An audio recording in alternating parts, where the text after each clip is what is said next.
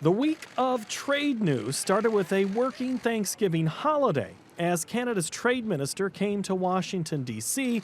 and was joined by contemporaries from Mexico. The three nations are trying to finalize the USMCA agreement.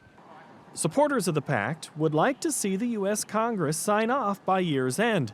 However, the clock is ticking as House Democrats continue to ask for language adjustments involving labor and safety. Advocates for reworking the 90s-era NAFTA renewed efforts for ratification via press release and conference calls.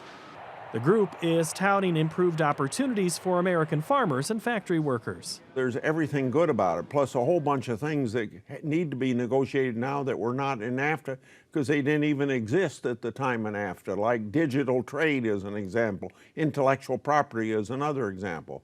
So it's very important that we get this done. Japan's parliament delivered a win for U.S. producers by ratifying a trade deal that paves the way for import of American beef and other agricultural goods. Japan imports $14 billion in U.S. farm products annually and is America's third largest market. President Trump said when the deal was reached back in September, tariffs would be scrapped or lowered on American beef, pork, wheat, cheese, corn, and wine. The Japanese have long had protectionist policies on agricultural imports. Likewise, the U.S. has targets of its own, including a 2.5% import tariff on Japanese cars.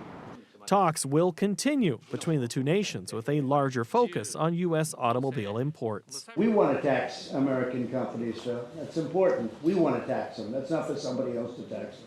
The president took a global trade message to NATO meetings this week. During public appearances with German and French leadership, global trade again became part of the conversation. Mixed messages on both sides of the China trade deal were common this week.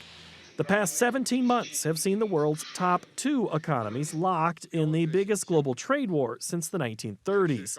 One of the latest Trump administration barbs accuses Beijing of cheating in order to become an economic power. In October, the two sides agreed to a modest breakthrough, still leaving thorny issues on the vine. The Chinese pledged to buy more American farm exports, while Trump agreed to hold off on raising tariff levels. The president has said the Phase 1 agreement will likely come after the 2020 presidential election. But hours later, a report said otherwise. I can only conclude that this president's statements is to put pressure on China.